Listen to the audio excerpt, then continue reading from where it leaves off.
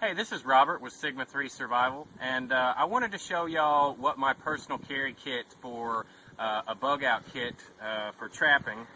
There's a lot of different things I like to carry. My personal opinion is that your trapping kit is pretty much more important as far as food gathering than pretty much anything else that you can throw into your kit, because time and time again it will produce more results than anything else. In fact, if I had to choose between my trapping kit and my Ruger 1022 per se, I would take my trapping kit any day of the week, because these things are out hunting while I'm not, while I'm back at camp relaxing, maybe making some primitive triggers or working on other things that are more important than, food gathering. So one of the first things I carry, and this is a dispensable item, it's a snare kit. Now, snares are great, but the problem with commercial snares is that they are only good for one use. You catch one animal out of them and they're pretty much done. So, and the reason that it's like that is because after you catch an animal, it'll writhe around before it dies for so long that it'll twist the cable up, and the next time you go to use the snare kit, it'll be so kinked up and things like that it won't properly close, and it won't be fast enough to be a good snare. So most of the time you have to get rid of them. Now, this is a buckshot trapper snare kit. I think it's probably the best thing online for any kind of snare or trapping kit. And he basically just throws a little fanny pack together for you with a ton of different size snares. You've got small game snares for things like rabbits and coons and whatnot, and then you've got stuff a little bit larger, as you can see, and this is aircraft cable. Now, this will take anything up to a 300-pound hog.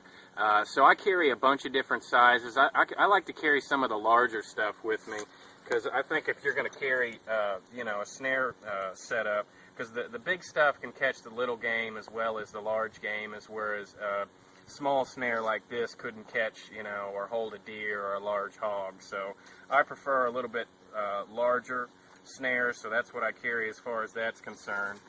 And also it comes with a roll of wire that's extremely handy for tying off your snares and so forth. Another thing I like to carry in the back part of the pouch is I will bring some yo-yo traps with me, and I also consider this part of my fishing kit, my bug out bag fishing kit. These are great. Hook them up on trees. I've got a video about it. They're basically just like, any kind of primitive trigger that you'd set. When they pull, it sets the hook, and if it's a smaller fish, most of the time their head will be up out of the water. So check our video out on yo-yo trapping.